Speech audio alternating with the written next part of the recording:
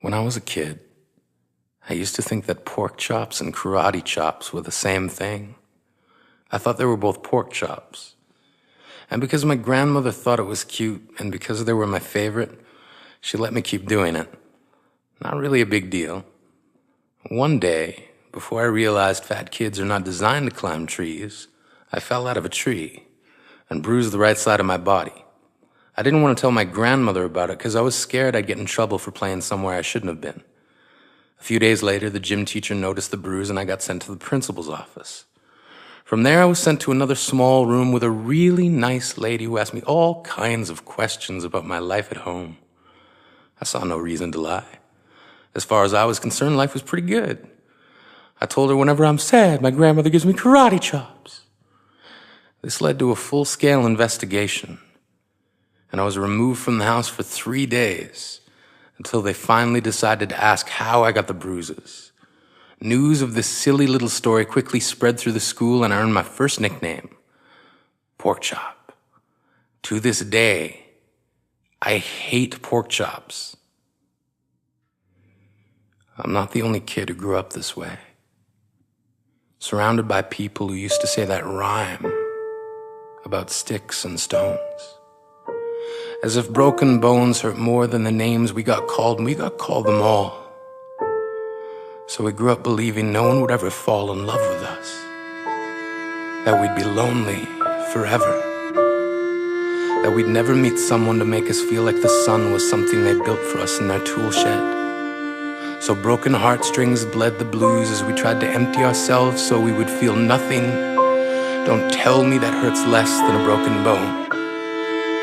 That an ingrown life is something surgeons can cut away, that there's no way for it to metastasize, it does.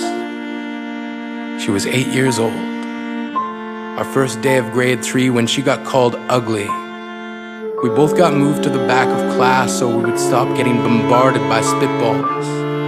But the school halls were a battleground where we found ourselves outnumbered day after wretched day. We used to stay inside for recess because outside was worse.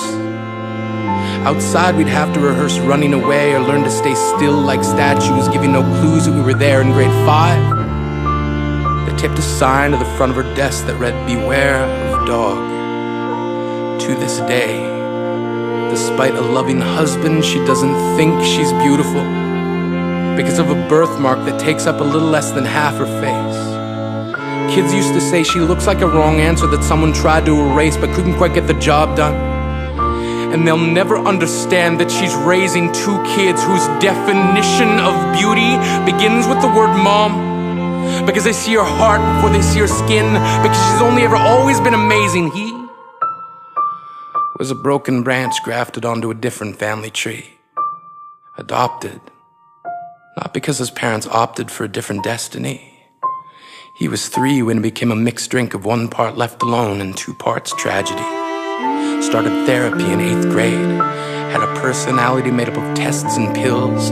Lived like the uphills were mountains and the downhills were cliffs. 4/5 suicidal, a tidal wave of antidepressants, and an adolescence being called pauper. 1 part because of the pills, 99 parts because of the cruelty. He tried to kill himself in grade 10 when a kid who could still go home to mom and dad had the audacity to tell him, "Get over it." As if depression is something that can be remedied by any of the contents found in a first aid kit. To this day, he is a stick of TNT lit from both ends. Could describe to in detail the way the sky bends in the moments before it's about to fall. And despite an army of friends who all call him an inspiration, he remains a conversation piece between people who can't understand. Sometimes being drug-free has less to do with addiction and more to do with sanity. We weren't the only kids who grew up this way. To this day, kids are still being called names. The classics were, "Hey stupid," "Hey spaz." Seems like every school has an arsenal of names getting updated every year. And if a kid breaks in a school and no one around chooses to hear, do they make a sound? Or they're just background noise from a soundtrack stuck on repeat when people say things like kids can be cruel? Every school was a big top circus tent, And the pecking order went from acrobats to lion tamers, from clowns to carnies. All of these miles ahead of who we were freaks. Lobster claw boys and bearded ladies, oddities juggling depression and loneliness, playing solitaire, spin the bottle, trying to kiss the wounded parts of ourselves and heal. But at night, while the others slept, we kept walking the tightrope. It was practice, and yes, some of us fell. But I want to tell them that all of this is just debris left over when we finally decide to smash all the things we thought we used to be. And if you can't see anything beautiful about yourself, get a better mirror. Look a little closer. Stare a little longer. Because there's something inside you that made you keep trying despite everyone who told you to quit. You built a cast around your broken heart and signed it yourself. You signed it. They were wrong.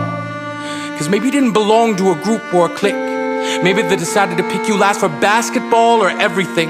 Maybe you used to bring bruises and broken teeth to show and tell but never told. Because how can you hold your ground if everyone around you wants to bury you beneath it? You have to believe that they were wrong. They have to be wrong. Why else would we still be here?